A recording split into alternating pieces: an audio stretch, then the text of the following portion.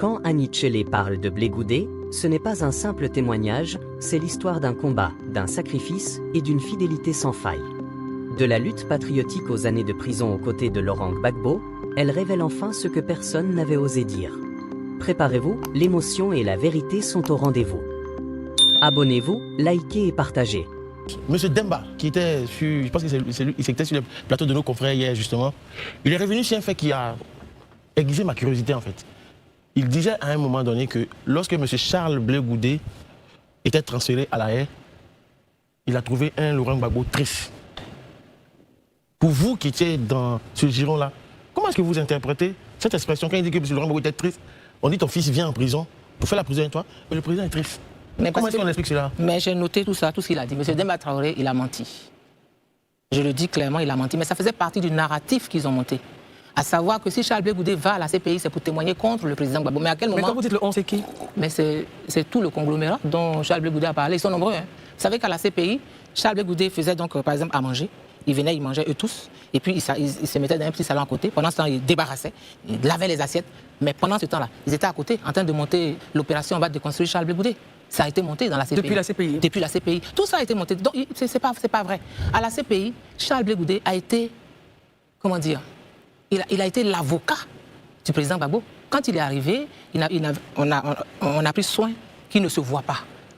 Pendant quelques jours, hein, pendant la première semaine, d'accord? Et la Cour est venue voir Charles Blé Goudé. Elle est venue voir Charles Blé Goudé. OK? L'objectif, c'était de lui faire dire que c'est le président Gbagbo qui l'a envoyé.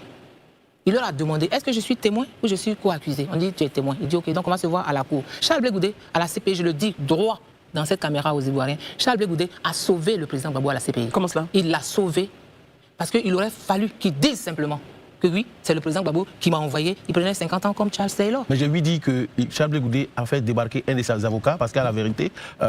Donc après son sort. Oui, quels avocats? Son premier avocat, parce qu'on voulait lui faire dire... Oui, tout à fait. Maître Kaufmann. Maître Kaufmann. Il a été débarqué. Je lui dis qu'il a été débarqué. Tout à fait. Son donc premier avocat... c'est cet avocat-là vous parlez? Oui. Okay. Le premier avocat, c'était Maître Kaufmann qui a dit, monsieur Charles Blé Goudé, d'ici 6 mois, vous sortez d'ici. Voilà les conditions.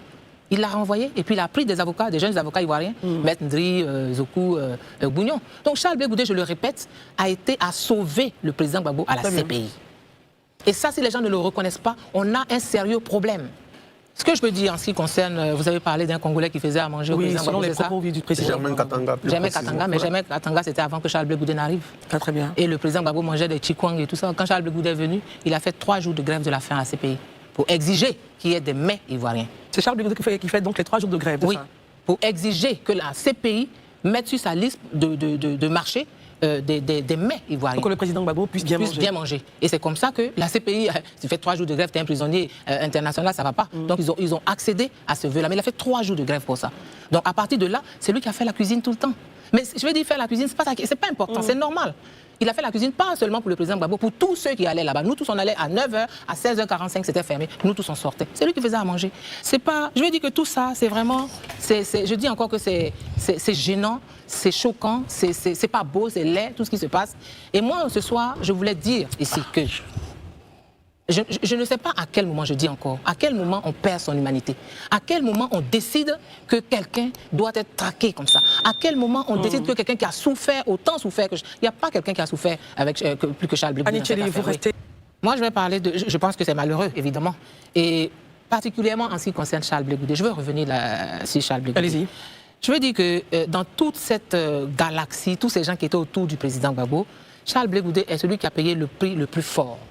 C'est lui qui a payé le prix le plus fort. Il est allé au-delà de sa loyauté, de sa fidélité. C'est vraiment... Et c'est pour cela que je n'arrive toujours pas à comprendre, même maintenant, comment... Vous savez, la femme de Charles Blé Goudé, elle est juriste. Elle a un DES en finance internationale, obtenu à l'école des hautes études de Paris. Elle travaillait au port autonome d'Abidjan. Quand la crise est survenue, elle a été renvoyée de son travail. Sans rien. Elle a été renvoyée comme ça. Parce qu'elle est la femme de Charles Blé Goudé. Mais tous ceux qui parlent là, leurs épouses ont gardé leurs emplois. Tous ceux qui parlent là, même ceux qui étaient en exil, leurs épouses ont gardé leur emploi. Donc, je veux dire, je me pose toujours la question, à quel moment on perd son humanité? À quel moment Charles Blé Goudé devient l'homme à abattre? Justement, c'est ça la question. À quel moment? C'est juste parce qu'il réclame sa liberté. C'est un homme libre. Quelle liberté, justement? Il a créé son parti politique. On ne lui a pas pardonné ça. Il a créé son parti politique. Mais ce que les gens ne savent pas, c'est qu'il a créé son parti politique pendant qu'il était à la CPI, mais avec l'aval du président Gbagbo. Il n'a pas fait ça dans son dos.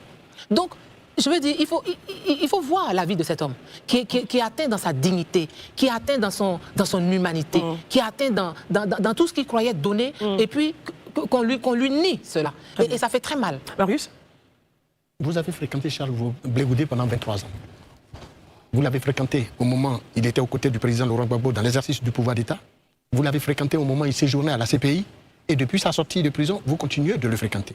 Comment définissez-vous aujourd'hui Charles Blé Goudé, loin de l'image que veut lui accorder, veut lui imposer ses détracteurs, y compris ses ennemis politiques?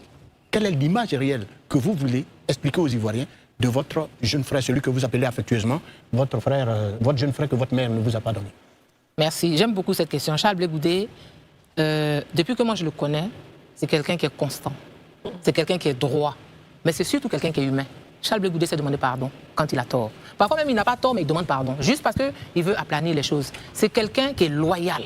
C'est quelqu'un qui a de la conviction. C'est un homme comme ça. Et puis c'est quelqu'un qui est loin de l'argent. C'est pas un homme d'argent, Charles Blé Goudé. Il n'a pas d'argent. Il n'a rien. Il n'a rien. Il vit des cotisations de son parti, le COJEP. On les appelle les cotiseurs. Je veux les saluer ce soir. On les appelle les cotiseurs parce que ce qu'ils font, c'est incroyable.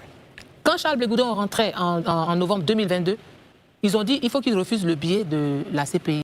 Ce n'est pas la CPI qui doit payer ton billet. Ils ont payé 3 billets. Ils disent on fait différentes dates pour ne pas que les gens sachent. Et puis quand tu as ta date, on garde ce billet-là. Ils ont cotisé 35 millions de francs CFA qu'ils lui ont remis. On dit ça, c'est juste pour t'installer. Tous les mois, ils cotisent pour lui. Et on entend des gens dire il est traître, il prend l'argent du pouvoir, il prend ceci. Mais non. Et donc, c'est cet homme-là, c'est ce Charles Blé Goudé-là que moi je porte dans mon cœur. C'est quelqu'un. Il a fait un meeting, le premier meeting en Côte d'Ivoire payant. C'est quelqu'un qui n'a pas connu sa mère. Et les gens sont allés insulter sa mère. Ils ont déterré sa mère pour l'insulter. Comme si c'était c'est pour ça que ta maman même est morte en couche. Est-ce qu'on fait ça? Pas, ils l'ont fait pour aussi M. Ouattara. Ben voilà. Donc c'est quoi cette intolérance? C'est quoi cette manière de je sais même pas. Je sais pas comment qualifier ça. Daouda? Madame Thillé, est-ce qu'aujourd'hui, quand on regarde la sortie, j'ai envie de dire la bombe à fragmentation que Charles Blé Goudé a jetée dans la mare politique ivoirienne, est-ce que M. Charles Blé Goudé n'est pas dans un plan conçu, j'ai envie de dire plan commun, lui seul? Lui seul, il conçoit un plan commun. En tout cas, il doit avoir son plan commun dans sa tête. Ah oui, il est fort. Ah oui, il est très fort. Pour détruire et déstructurer carrément le PPACI. La gauche doit s'unir, mais ça sera sans le PPACI. Est-ce qu'on peut dire ça? Non, je ne crois pas. Je crois qu'il a envie. Charles Blé Goudé, c'est sa famille. On enlève l'étiquette PPACI. C'est les gens de gauche. C'est sa famille. Charles Blé Goudé, je l'ai vu pleurer quand les gens ont utilisé un extrait d'une vidéo qu'il avait faite il y a longtemps pour se moquer de Damana Picasse, qui est comme un frère pour lui. Ils ont vécu tous les deux chez le grand frère de Charles Blé Goudé. Donc c'est des choses comme ça. Il n'est pas dans la malice. Il a envie que les choses se passent bien. Il a envie qu'on parle. Depuis la CPI, il a annoncé qu'il voulait être l'aiguille pour recoudre le tissu déchiré de la Côte d'Ivoire. Il est dans cette logique-là. Il parle avec les gens du pouvoir. Il parle de RHDP. Il parle avec les gens. Il parle avec tout le monde. Voilà, donc non, je ne crois pas que son objectif soit de détruire le PPACI. Mais maintenant, le problème, c'est qu'aujourd'hui, l'opposition, dans sa grande globalité, aujourd'hui, on est dans une dynamique d'élection législative. Je pense que dans le conscient collectif des gens, c'est que c'était ça, le sujet du moment. Mais est-ce que, quand M. Charles Blé Goudé, aujourd'hui, qui sort ce type d'informations assez personnelles, j'ai envie de dire des secrets d'État même carrément, est-ce qu'il ne détourne pas l'attention des Ivoiriens du sujet principal d'actualité pour aller ailleurs? Et compléter votre question, ce ne va pas influencer justement les législatives à venir. Réaction? Mais quand on dit les questions importantes, c'est important pour qui? Pour ceux qui sont candidats, pour ceux qui font la politique. Moi, les législatives, ce n'est pas mon problème. Je ne suis pas candidate, je n'ai pas de candidat, ce n'est pas mon problème du tout. Docteur Salaka est candidat. Mais je ne suis pas du COJEP, je vous ai déjà dit ça. Moi, je ne suis pas du COJEP. Vous avez le lien filial que vous avez avec M. Blé Goudé, en fait. Voilà, moi j'ai un lien avec M. Blé Goudé. Je ne suis pas du COJEP.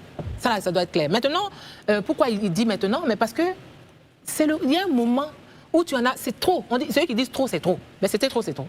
C'était le trop, c'est trop. Il y avait un trop plein.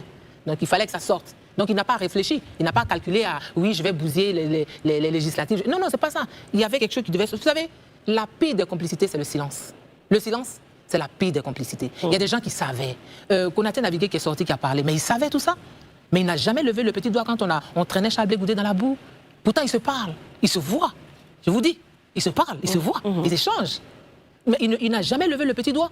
Donc, toutes ces complicités, tous ces silences-là, c'était trop pour lui. S'il continuait à se taire, peut-être il pouvait se faire exploser. Merci d'être resté jusqu'à la fin. Donnez votre avis en commentaire. N'oubliez pas de vous abonner, de liker et d'activer la cloche de notification pour ne rien rater de nos prochaines vidéos.